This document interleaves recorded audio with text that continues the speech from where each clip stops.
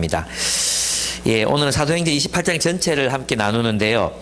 내년이 저희 결혼 30주년 입니다. 1995년 9월 2일 날 결혼하려 했는데 리더수련회 가서 목 부러져가지고 12월 2일 날 결혼해서 겨울에 어딜 가려니까 갈 데가 잘 없잖아요. 내년 한 4월쯤에 이제 성지순례를 한 번도 못 가가지고 성지순례를 가려니까 이스라엘이 전쟁이 나고 이스라엘은 못 갈 것 같고 그리스를 정말 한번 가보고 싶거든요. 그리스에 갔다가 로마에 한번 들릴 수 있을지 모르겠는데 원래 돈이 없었어요. 돈이 없어가지고 못 간다고 생각하고만 있었는데 이번에 CGN TV에 가서 방송 출연하고 있잖아요.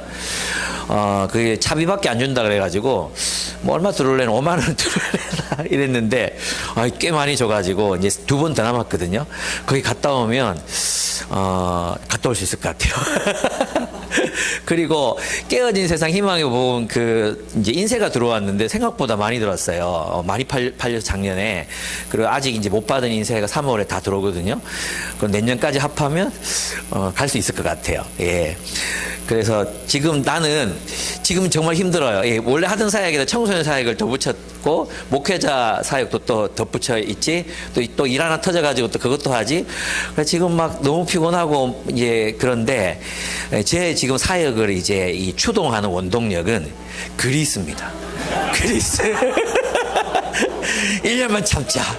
그리스가 있다. 그리스에 간다.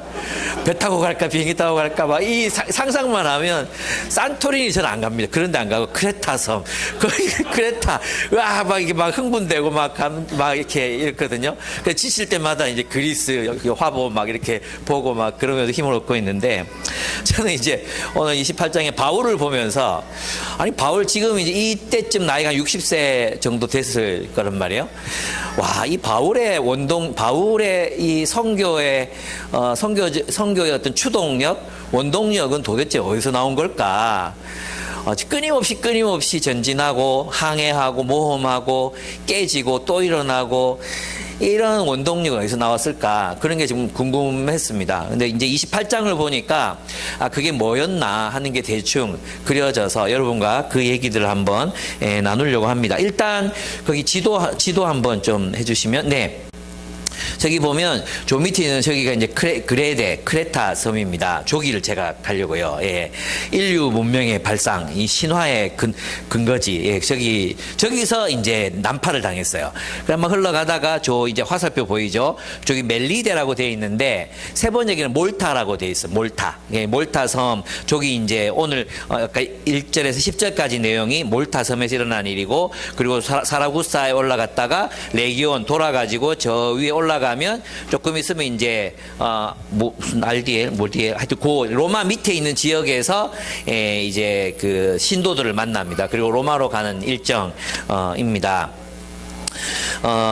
이 참 위험한 항해를 하고 또 그러면서 난파돼서 또 겨우 살아남고 이러면서도 끊임없이 또 로마로 가서 또 복음을 전하고 또 2년 동안 또 사람들 초대 또 복음을 전하는 지치지 않는 이 열정과 원동력, 삶에 대한 이런 에너지가 어디서 나왔을까? 저는 첫째는 뭐냐 하면 그 1절에서 10절을 보면 하나님이 함께 하신다는 표적, 하나님이 나와 함께 계시다는 그 표적이 아마도 바울을 더 힘나게 하지 않았을까 이런 생각을 하게 됐습니다. 겨우겨우 목숨을 구한 바울 일행은 몰타 섬 사람들의 특별한 친절을 받습니다. 지금도 몰타를 여행하는 사람들은 몰타 사람들이 되게 친절하다고 그런 뭐 후기들을 보니까 그래서 몰타도 가볼까 뭐 이런 생각도 들기는 하는데 그래서 아주 특별한 친절을 받습니다. 이제 폭풍우 뒤였잖아요. 그러니까 비가 많이 왔고 비에 홀딱 젖은 그런 사람들이었고 이제 날씨가 굉장히 추웠습니다. 특별히 바다가 이제 밤이 되거나 하면 굉장히 바람이 불면 굉장히 춥거든요. 그런데 몰타 사람들이 그들을 위해서 불을 피워서 그들을 환대합니다. 몰타 사람들은 하나님을 알지 못했지만 굉장히 친절한 그런 사람들이었습니다. 근데 바울은 언제든지 가만히 앉아 있지 않습니다. 이때도 불을 피우니까 저 나뭇가지를 걷어와가지고 불에다 던졌는데 그만 독사가 튀어나와서 바울을 묻니다. 여기 달라붙었다 그러는데 그냥 또아리 튼 상태는 아닌 것 같아요. 왜냐하면 떨어졌기 때문에 물린 상태라고 보는 게 맞는 것 같아요. 아니면 독을 딴 데 썼든지 뭐 아니면 정말로 기적이 일어나서 독에도 불구하고 살아남았든지 그랬을 것 같습니다. 그러니까 이 뱀이 물리니까 몰타 사람들은 그래도 정의를 믿고 있었던 것 같아요. 이 사람은 틀림없는 살인자다. 바다에서는 살아나왔지만 정의의 여신이 그를 그대로 살려두지 않는다 하면서 이제 언제 죽나 하고 지켜보는데 안 죽는 거예요. 그래서 하나님께서 바울이 정의롭다, 바울이 옳다, 내가 바울과 함께 하고 있다는 것을 그들에게 보여줍니다. 사람들은 이제 자신들 입장을 확 바꿔가지고 바울을 신이라고 부릅니다. 하나님은 하나님의 일을 하는 이 바울, 하나님을 위해서 그 삶의 모든 우선순위를 두고 하나님을 위해서 살았던 바울을 지키십니다. 이 표적이 저는 바울을 계속해서 하나님의 사역을 감당하게 했다고 저는 믿습니다. 그 섬의 추장인 보블리오가 이제 이 보블리오라는 이름에서 알 수 있는 게 아마 로마 시민권자였던 것 같아요. 이제 보블리오가 이 일행들을 다 초대합니다. 그래서 3일 동안 환대를 하는데 아마 이때는 276명 모두가 초대받아서 함께 이제 음식을 먹고 환대를 받았던 것 같습니다. 그때 바울이 보블리오의 아버지가 이질과 열병에 걸려서 이제 병석에 누워 있는 것을 보고 고대 사회에서 우리나라도 이제 의학이 발전하시는 이질이 굉장히 사망률이 굉장히 높았잖아요. 탈수가 오기 때문에 특별히 이제 노인들에게는 아주 치명적인 그런 질병이 될 수 있는데 이질과 열병으로 앓고 있는 그를 위해 기도해서 그를 고쳐줍니다. 그랬더니 섬 사람들 중에 아픈 사람들이 다 와서 바울에게 기도를 받고 낫는 일이 일어납니다. 여기서 보면 이제 그 몰타섬 사람들은 공경에 빠진 사람들을 잘 돌보았습니다. 그리고 바울은 병든 자들을 또한 잘 돌보았습니다. 어쩌면 이것이 하나님께서 우리에게 사람들에게 인류에게 주신 어떤 공통의 사명이 아닌가. 돌보고 서로 돌보면서 살아라. 이것이 우리의 공통적인 사명이 아닌가 이런 생각이 들었습니다. 요즘 이제 그 한국 사회에서 중요한 이슈가 돌봄 이슈입니다. 돌봄 이슈. 굉장히 사실 이제 모든 사람들에게 돌봄이 필요한데 이렇게 서로를 돌봐주는 사람들이 없는 거죠. 이제 독방 육아하는 이 가정에는 진짜 돌봄이 필요하잖아요. 근데 실제로 그 돌봄을 해줄 수 있는 역량이 없어요. 근데 이 돌봄이 이제는 다 산업으로 갔죠. 산업. 그래서 임산부나 또는 출산한 엄마들을 이제 돈을 받고 와서 케어해주죠. 그리고 이제 노인 요양보호사 이런 것들도 보면 돈으로 이제 케어하잖아요. 모든 게 이쪽으로 다 갔어요. 또 20대가 되면 우리 젊은이들도 제가 볼 땐 더 많이 배우고 더 돌봄을 받아야 되는데 독립 욕구가 강해서 이제 독립합니다. 그럼 독립하면 또 돌봄을 받지 못하죠. 그러니까 어떻게 보면은 한국인들 대부분이 오히려 유럽이나 미국 사회보다 개인주의화되어 있는 유럽이나 미국 사회보다도 더 많이 서로에게 단절되어 있다는 생각이 들어요. 그죠? 우리가 누구한테 케어를 받는다든지 또 우리가 누구를 돌본다든지 이렇게 한국 사회에서는 굉장히 어색한 이야기가 돼 있고 돌봄이 다 돈을 받고 돈을 주고 받아야 되는 이런 상황이 되어 있는 것, 이것이 우리의 좀 비극이라고 할 수 있을 것 같습니다. 그런 의미에서 보면 사실 또 돌봄 산업에 종사하는 사람들 있잖아요. 유치원, 유아들 돌보는 그런 어린이집. 여기 보면 사실 젊은이들이 아이들을 돌보고 있지만 이 사람들도 돌봄이 필요한 사람들이거든요.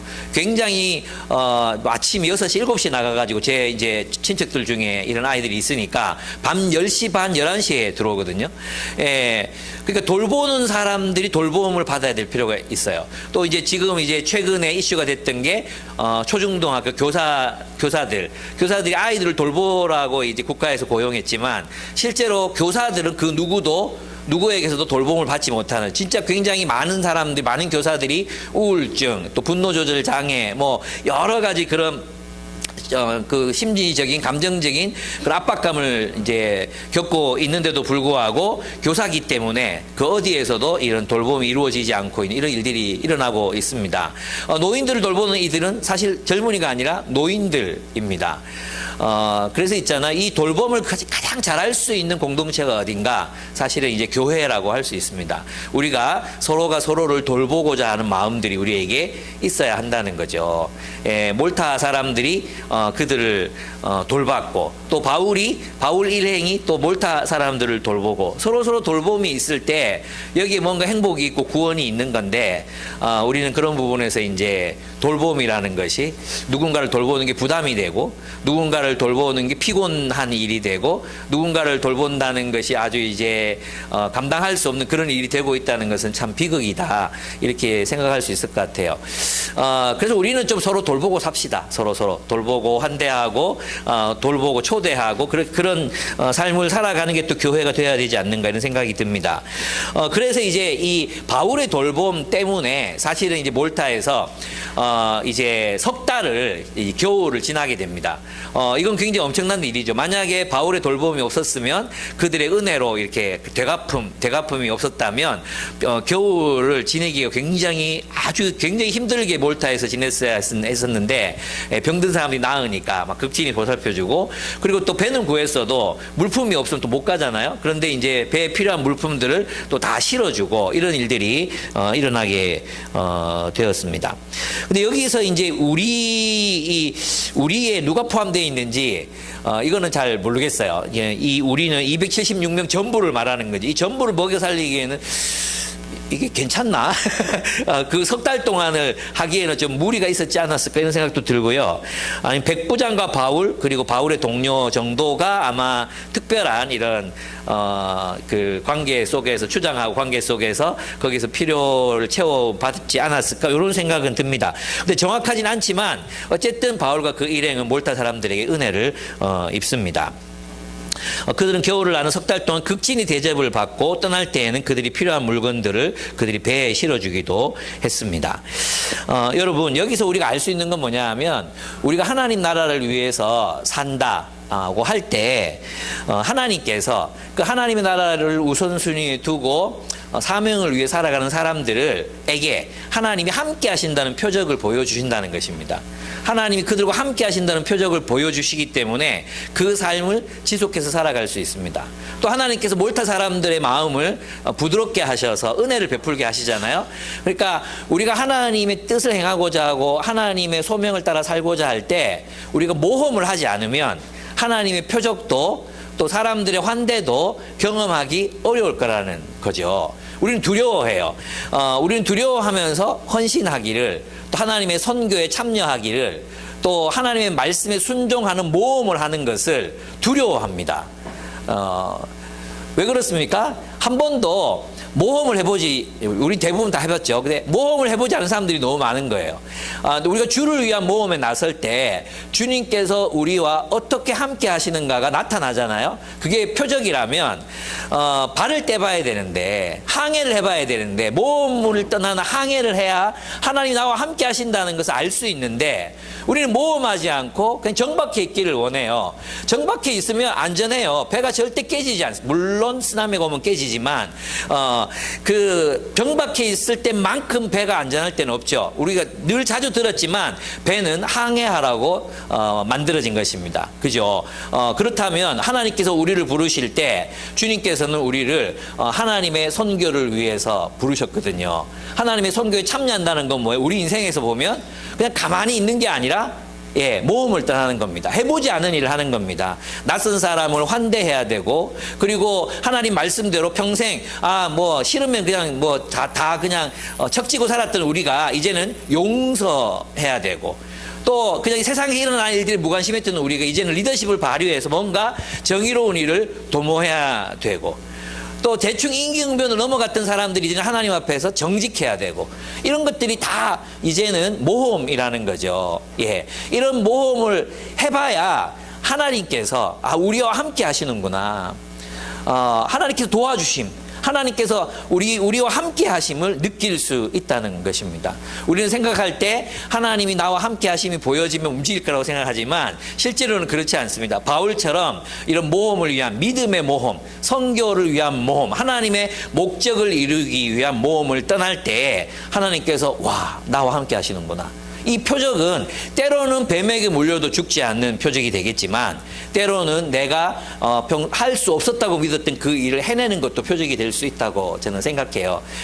우리 돌아보면 있잖아요. 우리 가정이 처음에 간사되고 이제 뭐 월급이 제대로 없고 또 교회 개척할 때도 우리가 뭐 퇴직금을 따로 받은 것도 아니고 그런 상태에서 저희 가정이 이렇게 쭉 살아왔잖아요.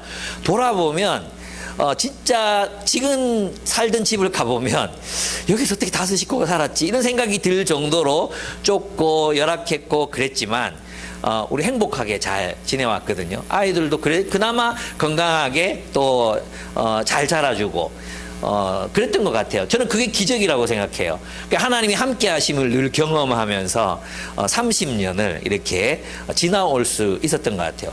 이 경험은 우리 모두가 다 다르다고 생각해요. 여러분 각자에게 하나님이 내가 주를 위해 모험으로 순종했을 때 내가 평소 하지 않았던 것들을 해봤을 때 하나님께서 함께 하시는 것 이것들 여러분이 다 경험이 있으시잖아요. 그래서 우리는 이 더 나은 모험 또 더 나은 영적인 모험을 향해서 나아갈 수 있는 거 아닌가 이런 생각이 듭니다. 아직까지 그런 모험을 떠나기 주저하시는 분들이 계시다면 떠나보십시오. 하나님이 함께 하신다는 증거를 나타내실 것입니다. 그리고 여러분 주변의 사람들도 이상하게 환경이 바뀌고 그들이 나를 지지해주고 환대해주고 친절을 베푸는 것도 경험하실 수 있을 것 같습니다. 예, 그렇습니다. 여러분들이 그런 체험들 그런 경험들이 많아지면 모험을 떠나는 것이 그렇게 어렵지 않을 것 같아요. 해외여행 하는 거 비슷해요. 저도 있잖아요. 한국에도 안 가본 데 많은데 해외여행 비행기 타다 떨어지면 어떡하려고. 지금도 저는 비행기를 타면 이륙할 때와 착륙할 때는 반드시 앞좌석을 굳건하게 잡습니다. 그렇게 해봤자 그 떨어지면 다 그만인 걸 알면서도 막 몸이 경직되는 거 어떻게 할 수가 없어요. 제 몸이 그냥 공황장애처럼 막 굳어지고 막 겁이 막 나는데 이 떨어지면 어떡하지 이런 생각이 올라가면 괜찮은데 와 너무너무 힘들거든요. 그런 게. 근데 처음에는 정말 그게 무서웠거든요. 근데 자꾸 가다 보면 그리워하게 되고 막 그러지 않습니까? 또 가고 싶게 되고 이러지 않습니까? 우리들이 다들 그렇게 주님을 위한 또 모험의 길들을 한번 떠나 보시기를 추천드립니다. 뭐 다 떠나 보신 분들이라 제가 무슨 말씀하시는지 아실 것 같습니다. 그렇습니다. 두 번째는 바로 환대하는 신도들이었습니다. 다른 신도들이었는데 이 환대는 하나님의 사람에게 용기를 불어넣어 줍니다. 11절에서 16절을 보시면 몰타에서 석 달을 지낸 뒤에 디오스구로라는 이름의 알렉산드리아 배를 타고 보디올에 도착합니다. 디오스구로는 뭐냐 하면 제우스와 달의 신 레다가 이제 사이에서 태어난 쌍둥이가 카스트로 또 플록스라는 신인데 이 신이 쌍둥이에요. 이 쌍둥이를 이제 조각해가지고 배 앞에다 붙여놓은 거죠. 그래서 이 쌍둥이 신들이 선원들의 수호신이라고 믿어서 많이들 이렇게 두 신을 달고 다녔대요. 그런 신입니다. 그런 배입니다. 바울 일행은 그 배를 타고 몰타, 아까 수라구사 그리고 레기온을 거쳐서 닷새 동안의 항해 끝에 보디올에 도착합니다. 보디올에 도착했는데 그때 신도들을 만나게 됩니다. 거기 여러분 아시겠지만 바울은 아직까지 로마를 간 적이 있습니까 없습니까? 없어요. 처음이에요. 처음. 로마도 보아야 하리라. 그리고 이제 어디선가 로마를 향해서 한 번도 만나보지 않은 로마에 있는 성도들을 향해 로마서를 쓰잖아요. 아마도 이 여행 전에 썼거나 아마 그럴 텐데 그 로마서를 쓴단 말이에요. 그러면 이 지금 보디올에 있는 이 신도들은 바울의 직접적인 전도로 복음을 믿은 사람들이 아니었어요. 예수를 믿은 사람들이 아니었어요. 그럼 누구겠어요? 아마도 스데반 이후에 또 예수님이 또 부활하신 이후에 박해가 있고 또 많은 사람들이 또 유대에서 베드로의 설교로 예수를 믿고 또 자기 고향으로 돌아가기도 하고 뭐 여러 사정들이 있었잖아요. 누가 이 로마에 그 교회를 세웠는지 모르겠지만 여기에 교회가 있었어요. 그리고 보디올에 성도들을 초대해서 바울을 초대해가지고 일주일 동안 거기서 머뭅니다. 아마도 오랜 항해에 지치고 또 난파당해서 이제 쇠약해진 그 몸이 거기에서 이제 이런 환대를 받고 친절을 이제 받아서 마음이 아마 많이 회복됐을 것 같아요. 그런데 거기서 그치지 않고 이제 로마로 갑니다. 근데 로마로 갔는데 로마의 그리스도인들이 아피온 광장 또 트레스 마을까지 바울 일행을 맞이하러 나왔어요. 영접하러 나온 거예요. 영접하러. 근데 이건 뭐냐면 이 아피오스 광장 여기는 황제가 도착하면 주민들이 나와서 그 황제를 맞이하던 장소였거든요. 그러니까 지금 바울은 지금 미결수 신분으로 로마에 지금 재판받으러 가고 있는데 성도들은 그를 마치 황제처럼 영접했던 거죠. 얼굴도 한번 본 적 없는 바울을, 얼굴도 한 번 본 적 없는 그 바울을 오직 그리스도인이라는 이유 때문에, 또 그가 참 수많은 고난을 겪은 그런 영적인 지도자라는 사실 때문에 그를 맞이하러 영접하러 나갑니다. 그 모습을 보고 바울은 굉장히 하나님께 감사를 드리고 뭐 했다고 했습니까? 예, 용기를 얻었다, 담대함을 얻었다, 이렇게 표현합니다. 저는 여기서 이제 굉장히 중요한 게 있다고 생각해요. 이게 뭐냐 하면 바울이 그 자신의 열매를 본 게 아니라 하나님의 말씀대로 복음이, 그전에는 바울 혼자 막 용 쓰고 있고 이방인들을 위해서 혼자 막 애쓰고 있고 막 그랬다고 생각했잖아요. 그런데 로마의 성도들이 자신을 환대해 줬을 때 하나님의 역사가 나만이 아니라 하나님이 쓰시는 많은 사람들을 통해서 세상 도처에 세계 곳곳에 하나님의 나라가, 하나님 나라의 공동체가 세워지고 있구나. 이것이 바울에게 큰 위로가 됐을 거라는 거죠. 온 세계에 하나님의 나라가 세워지고 있구나. 하나님의 약속대로, 언약대로 세워지고 있구나. 이것이 아마 큰 위로가 되었을 것 같습니다. 근데 그들이 바울을 모른 척하지 않고 나와서 그들을 환대하고 대접하고 이랬을 때 바울이 마음이 어땠을까요? 예, 담대함을 얻었대요. 담대함을 얻었다. 용기를 얻었다. 무슨 말입니까? 위축돼 있었다는 말이잖아요. 그죠? 소심해 있었단 말이에요. 로마에 도착했어요. 로마에 도착했는데 정말 그 전에 보지 못했던 그 대로마가 그의 아마 눈앞에 펼쳐졌을 것이고, 이곳에서 자신의 운명이 어떻게 될지, 정말 복음이 전해질지, 또 고난을 당할지, 유대인들의 폭동이 다시 일어나서 어떤 일을 겪게 될지, 그건 정말 너무 무섭죠. 너무 무섭고 두려운 그런 일이었는데 하나님께서 미리 준비하신 그들을 그들이 영접하러 나와서 그들이 이렇게 만났을 때 얼마나 용기를 얻었겠습니까? 이 바울의 마음은 하나님의 언약, 하나님 나라의 그 약속이 성취되고 있구나. 이것을 바라보면서 그의 마음이 용기를, 담대함을 얻었던 것 같습니다. 예, 지금 우리는 임성윤 선교사님을 위해서 이제 모금을 하고 있습니다. 이제 선교하다가 조울증이 오셨어요. 조울증. 그래서 그 조울증 때문에 1년에 그 아프리카 남아공에 사실 비행기 싹도 굉장히 많이 들거든요. 비행기 싹도 굉장히 많이 드는데 한국에 나와서 이제 약을 타고 뭐 이렇게 해서 이제 다시 들어가셨는데, 들어가 보니까 도둑이 들어가지고 창문 깨고 들어와가지고 그냥 뭐 다 싹 쓸어간 거예요. 뭐 대형 냉장고 이런 거 빼고는 들고 갈 수 있는 건 다 들고 갔어요. 그래서 우리가 이제 모금을 하고 있습니다. 저는 생각해 봤어요. 우리가 이제 모금을 해서 보내면 어떤 마음이실까? 예. 넘치게 있으면 좋겠다는 생각이 들었어요. 넘치게. 뭐 생각하는 게 있잖아요. 생각하는 게. 제가 마치 CGN TV에서 이만큼 받을 걸 예상했는데 그거보다 한 10배 정도 더 들었거든요.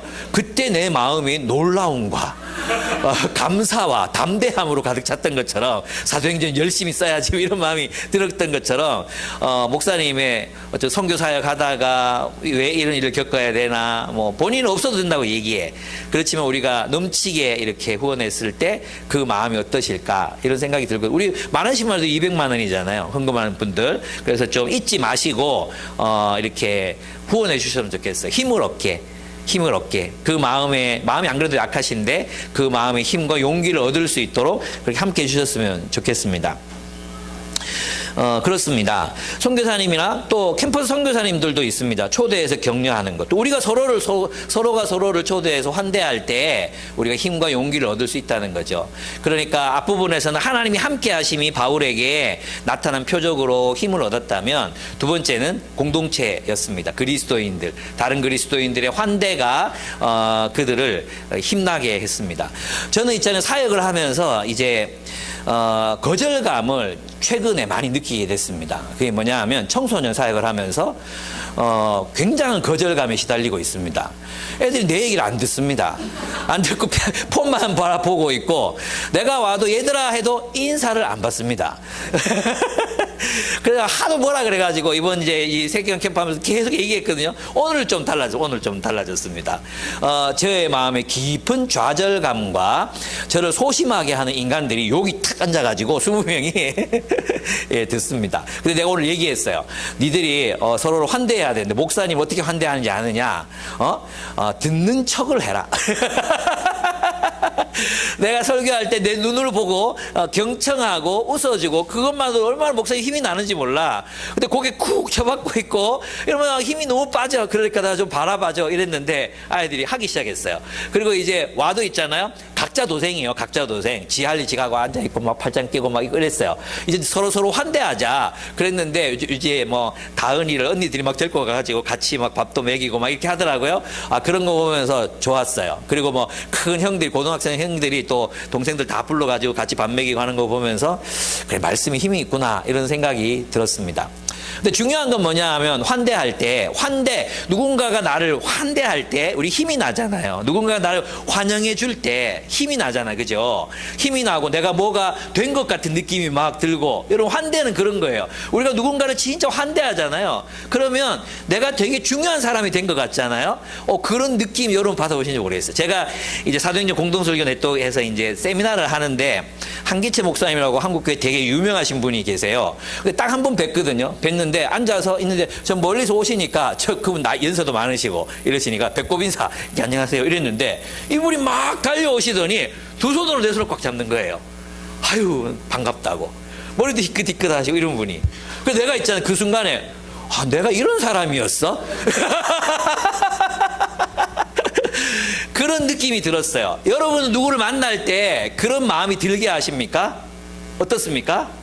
아니면 여러분을 만나는 사람이 약간 기분 나빠 할 수도 있는, 그럴 수도 있잖아요. 그죠? 예, 악수하는데 손에 힘 안 넣고 이러면 그죠? 되게 기분 나빠지거든요. 예, 우리는 그러지 않았으면 좋겠습니다. 정말 다른 이들을 아무도 환대받지 못, 우리 돌봄이 없는 세상이라 그랬지만 환대도 없는 세상이거든요. 환대도 없는 세상. 특별히 요즘 2040 MZ 세대들 신방하려 그러면 집에도 못 들어오게 한대요. 대부분 집에도 못 오게. 근데 우리 서로 초대해줘서 너무 고맙지만, 우리 집에는 오지 말고 밖에 카페에서 만나자고 이렇게 대부분 그렇거든요. 근데 우리는 서로를 초대하고 서로 집에 놀러 가고 아이들 함께 너무 얼마나 좋습니까? 그래서 서로를 환대하는 그런 마음들이 있었으면 좋겠어요. 근데 중요한 건 뭐냐면 우리 마음이죠. 마음. 내 마음에 정말 다른 이들을 담아둘 공간이 있는가? 환대하는 마음을 내가 가졌는가? 아니면 나의 마음에 주된 정서가 적개심인가? 왜 하덕교 노래 있잖아. 하덕교 노래. 하덕교 내 속엔 내가 너무도 많았어. 그죠? 당신은 쉴 곳 없네. 그죠? 내 마음에 가시가 너무 돋쳐 있어. 새들이 쉬려고 날아왔다 가시에 찔려 날아가. 그게 우리 마음 아닌가? 우리 그런 환대하는 마음이 있는가? 정말 하덕교처럼 고백하고 기도해야 되지 않을까? 이런 생각이 들었어요. 우리 마음에는 어떤 타자를 환대하는 마음보다도 적게, 그리고 무시, 각자 도생. 요즘은 이제 청소년들이 이제 하도 그런 얘기 많이 하거든요. 네 인생은 네 인생이고 내 인생은 내 인생이야. 진짜 이게 주된 정서더라고요, 고등학생들이. 그래서 있잖아, 뭐 네가 무슨 짓을 하든 나는 상관없어 이거예요. 예. 내가 그게 뭐냐 하면 정신병이라고 얘기해줬어요. 그게 정신병이거든요. 애착 손상에서 오는 경계선, 과잉 경계선이거든요. 경계선이 과잉이 되면 다른 사람들이 무슨 짓을 해도 그냥 자기 안에만 그냥 갇혀 있는 거거든요. 밥도 지 혼자 먹고 뭐 지 혼자 놀고 막 이렇게 되는, 다른 사람들에게 관여할, 개입할 그걸 안 주는 거죠. 요즘 MZ들이 결혼하잖아요. 그러면 이래, 한 사람은 속이 터져 죽는 거죠. 한 사람은 막 속이 터져 죽고. 근데 보통 남편들은 네 속이 그래 터지나? 나는 괜찮다. 나는 괜찮다. 기다리라. 뭐 이러면서 이제 관여하지 않거든요. 이게 애착 손상에서 오는 거예요. 병이에요, 병. 우리가 사랑한다면 그럴 수 없어요. 왜냐하면 관심이잖아요. 저 사람이 나 때문에 저렇게 마음 아파한다면 내가 물어주고, 당신 힘들지? 뭐 이렇게 물어도 주고, 관심을 갖고, 속도 조절도 하고, 느린 사람은 좀 빨리 가고, 빠른 사람은 좀 늦춰주고, 이게 사랑이잖아. 서로 함께 해야 되잖아. 근데 니는 니고 내는 내다. 이게 뭐예요? 이게 세상이죠. 여러분 있잖아요. 오늘날 이것이 주류가 되고 있다는 것은 온 세상이 지금 다 애착 손상에 따른 과잉 경계선 장애를 앓고 있다는 거예요. 병이에요, 병. 이제는 우리 진짜 건강한 사람들이 있잖아요. 이 경계선이 투과성이 있어요. 투과성. 너무 막 촘촘하지도 않고, 경계선이 없으면 또 자기가 없어지잖아요. 그게 아니라 자기 자신의 정체성을 유지하면서도 왔다 갔다 해야 되는, 왔다 갔다. 상대방에게도 들어가고, 상대방도 나에게 들어오게 하고, 어떤 건 남기고 나쁜 건 또 내보내고, 이런 게 돼야 되는데 우리는 아예 교제 자체를 안 하려고 하는 시대를 살고 있다는 겁니다. 내 말은 내 마음에 타자를 환대할 수 있는 공간이 있는가 하는 거예요. 내 마음에 가시가 자라고 있는가, 아니면 예쁜 새들의 둥지를 내 마음속에 이렇게 둥지를 만들어 두고 새들이 날아왔을 때 쉬다 가세요 할 수 있는 마음의 공간이 우리에게 있는가, 마음의 둥지들을 우리가 확보하고 있는가, 이걸 제가 여러분에게 말씀드리고 싶어요. 진짜 환대는 마음으로부터 환대잖아요. 환대, 환영하는 거. 당신의 존재가 참 소중합니다. 당신의 존재가 참 놀랍습니다. 여러분 경이라는 세계 읽으면서 뭐 느꼈습니까? 우리는 그래, 이 세상이 경이롭게 창조됐지, 온 우주가 정말 경이롭게 창조됐지 하잖아요. 거기 동의하죠. 별들이 노래하고 산과 나무들이 춤을 추는 세계 너무 좋죠. 근데 있잖아요, 결정적인 게 뭡니까? 우리 인간이 하나님의 형상으로 지음받았다는 겁니다. 여러분 온 우주보다 더 경이로운 세계가 바로 옆에, 여러분 옆에 앉아있는 이 사람들이에요. 하나님의 형상으로 지음받았다니까요. 하나님의 형상으로. 얼마나 놀라운 존재들입니까? 우리는 여러분 서로 볼 때마다 놀라야 돼. 와, 경이롭다. 경이롭다. 막 볼 때마다 막 놀라워야 돼. 와, 하나님의 형상 막 놀라워야 되는 거야.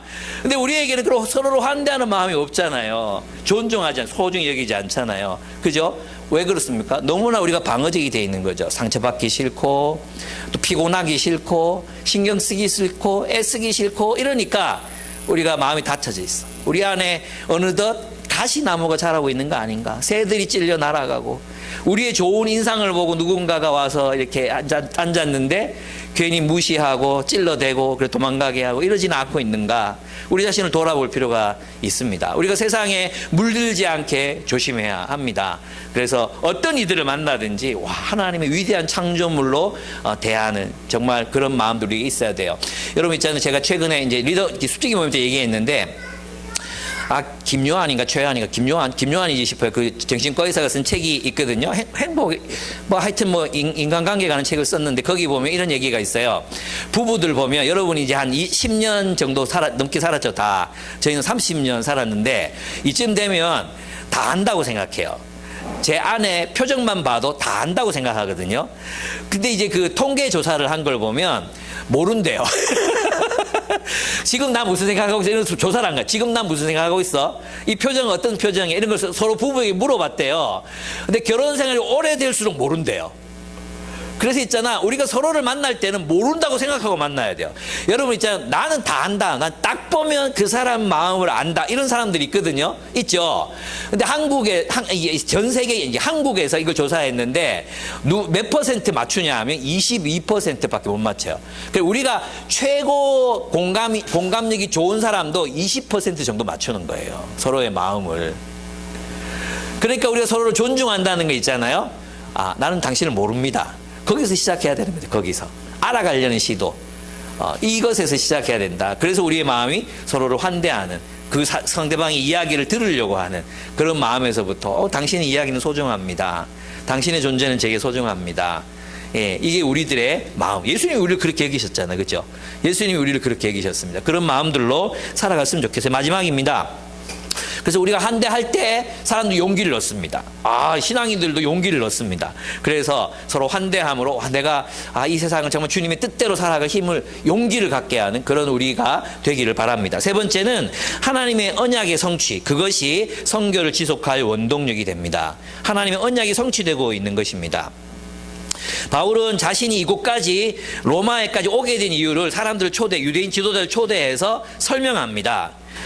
그리고 자신이 왜 지금의 상태에 도달했는지, 왜 내가 유대인인데 예루살렘에서 재판받으면 되는데 왜 여기까지 오게 됐는지, 왜 유대인들이 계속 고발해가지고 내가 황제에게 상소할 수밖에 없었는지 그 이유를 설명합니다. 호기심이 생기잖아요. 도대체 무슨 이야기를 했길래 이 사람이 여기 왔을까? 그 3일 뒤에 바울이 정말 지혜롭죠.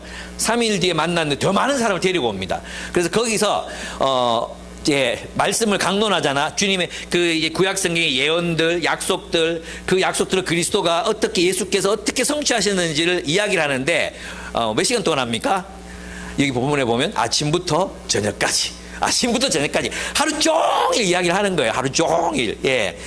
그렇게 해서 몇몇에 또 동의, 이제 믿음의 길로 인도하고, 또 대부분의 사람들은, 유대인들은 반대합니다. 그래서 근데 그 반대하는 것조차 바울은 뭐라고 이해했습니까? 이사야서의 예언의 성취로 받아들입니다. 그리고 이방인들로 가는 것이 하나님의 약속이 성취되고 있는, 하나님의 언약이 성취되고 있는 것으로 이해합니다. 바로 그것 때문에 하나님의 약속이 이루어지고 있다는 확신, 즉 다시 말하면 이 땅에 하나님의 나라가 도래하고 있다는 사실, 이것을 그가 확신했기 때문에 그는 이 사역을 계속해서 진행해 갈 수 있었습니다. 이게 소망이잖아. 나는 이스라엘의 소망 때문에 고난을 받고 있다, 이렇게 얘기했잖아요.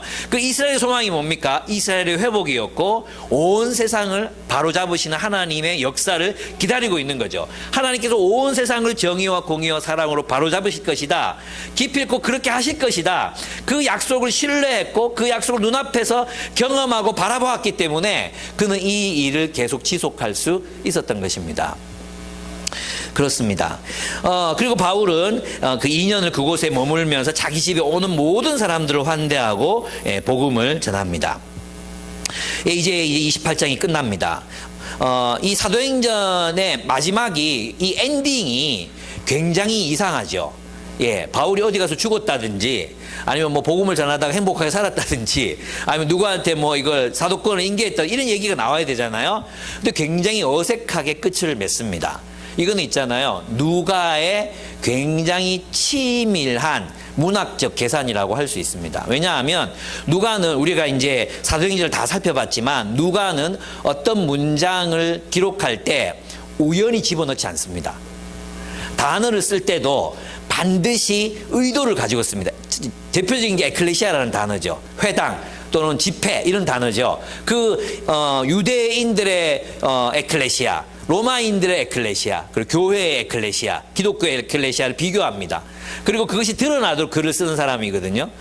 이 본문이 우연히 이렇게 끝나는 게 아니에요. 왜 이렇게 끝나겠습니까? 사도행전이 끝나지 않았다는 거예요. 누가는 우리에게 이렇게 호소하고 있습니다. 이 뒤는 너희가 채워라는 것입니다. 이 뒷이야기는 너희가 채워라. 너희가 사도행전 29장이 되라는 것입니다. 그러니까 우리에게는 이 사도 바울의 이야기를 이제 우리가 이어받아서 어떻게 하나님의 선교에 참여한 이야기로 만들어 갈 것인가, 그 이야기를 쓸 것인가가 우리들에게 주어져 있는 그런 사명이라고 할 수 있습니다. 여러분, 우리가 주님 앞에 마지막 날 주님 앞에 설 것, 심판이 있을 것을 우리 알고 있고 믿고 있죠. 그럼 있잖아요, 우리가 무엇으로 심판받겠습니까? 무엇으로 심판받을 것 같아요? 무엇을 들고 심판받을 것 같아요? 우리의 행위라고 그랬거든요. 우리의 행위를 따라 심판하실 거라고 그랬거든요. 그 행위가 뭔지 아십니까? 도덕적인 그냥 잘못을 했고 잘못을 안 했고 이런 게 아니에요. 그 행위라는 것은 이야기예요. 이야기. 우리가 살아낸 이야기, 우리가 살아낸 삶의 이야기, 우리의 삶의 이야기들. 즉 우리는 주님 앞에서 우리가 성취한 것들로 심판받지 않습니다. 우린 주님 앞에서 우리가 소유한 것들로 심판받지 않습니다. 예, 여러분이 열심히 살아서 아파트 한 채 샀습니다, 이런 걸로 심판받지 않습니다.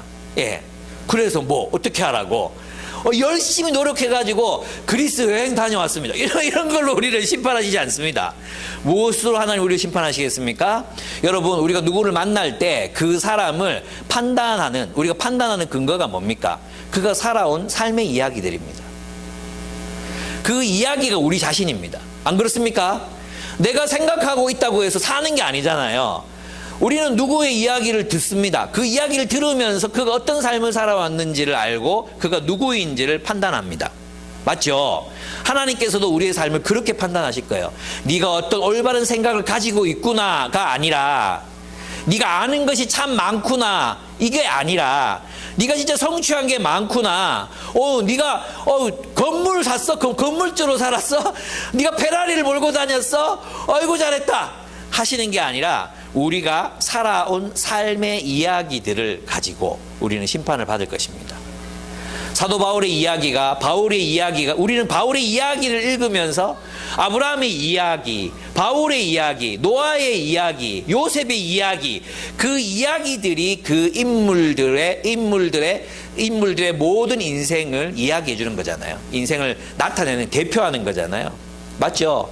결국 있잖아요. 우리는 그렇습니다. 우리가 얼마나 완벽하게 살았나, 이게 아니라 우리가 얼마나 극복했나, 우리가 얼마나 하나님 나라를 살았나, 우리가 그것을 살기 위해서 얼마나 애를 썼는가, 무엇을 극복했고 어떻게 믿음의 모험을 감행했고, 그리고 지금도 나아가고 있는가, 이 삶의 이야기, 그 이야기가 나 죄 짓지 않았는데요, 나 아무 죄도 안 지었는데요, 가만히 있으면 죄 짓지 않죠.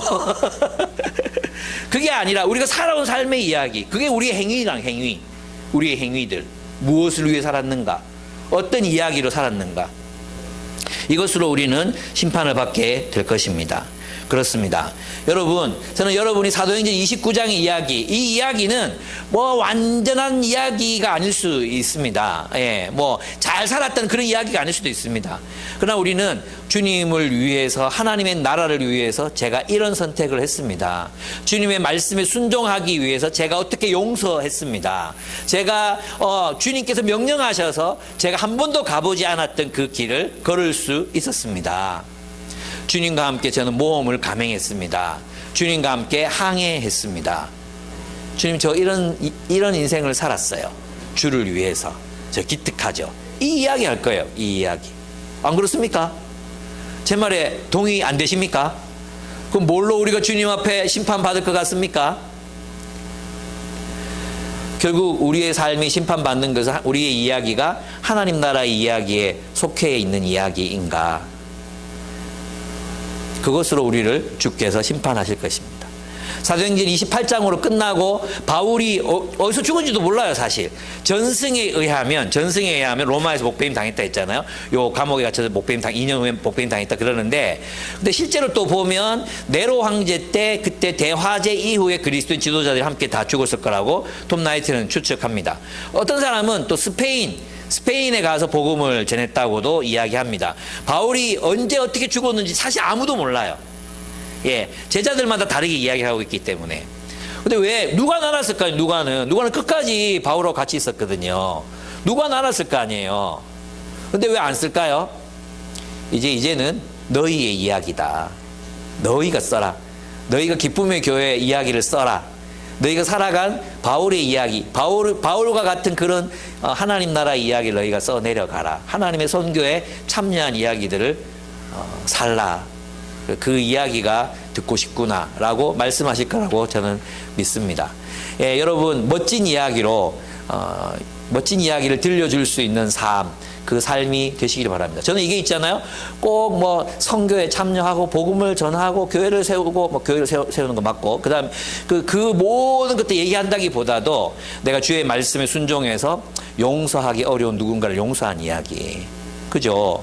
또 불의에 저항해서 내가 선한 사람들, 선한 의지를 모아서 저항해 본 이야기, 내 안에 있는 어떤 불의함과 내 안에 있는 그런 수치심을 극복했던 수많은 이야기들, 주님의 말씀을 따라 정말 낯선 사람들, 환대할 수 없는 사람이었지만 내가 환대하게 된 이야기, 누군가에게 다가가서 그를 사랑하게 된 이야기, 아니면 선교에 참여하게 된 이야기, 내가 사역에 참여하게 된 이야기, 이런 이야기들이 여러분의 이야기가 될 수 있습니다. 그런 기왕이면 좀 극적인 반전이 있는 그런 이야기들을 써내려 가셨으면 좋겠습니다. 최근에 보는 나의 해피엔드인가 있어 장나라 나오는 드라마인데, 근데 그거 보다가 내 정신병 걸리는 줄 알았어요. 하도 꼬아놔가지고 막 꼬아놔가지고. 그런데 이제 얼마 안 남아가 2개 더 보긴 해야 되는데. 예, 우리가 왜 드라마를 좋아합니까? 이야기잖아요, 이야기. 우리는 그걸 보면서 있잖아요. 어떤 사람이 어떤 삶을 살아서 막 극복하고 막 해서 결국은 승리한 그런 이야기, 드라마가 펼쳐지는 걸 보면서 막 환호하고 그러잖아요. 여러분의 생애도 그랬으면 좋겠습니다. 멋진 인생을 사십시오. 멋진 인생을 사십시오. 저는 내년에 그리스 갑니다. 예. 같이 기도하도록 하겠습니다. 예.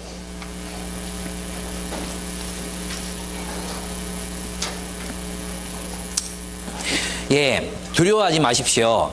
여러분이 주를 위해서 살아가겠다고 결단하고 사역에 참여하겠다고 결단하고 하나님의 선교, 온 세상을 바로잡으시는 하나님의 일에 참여하겠다고 결단하고, 또 내가 주님의 말씀에 그 어려운 말씀, 용서와 화해와 또 때로는 환대와, 어렵잖아요.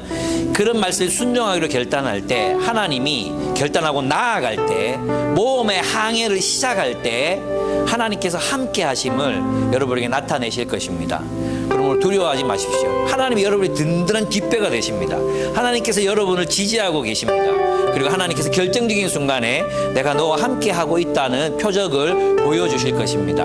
그러므로 두려워하지 않겠노라고, 믿음의 항해를 떠나겠노라고 함께 주님 앞에 결단하면서 기도 드렸으면 좋겠습니다. 함께 기도하겠습니다.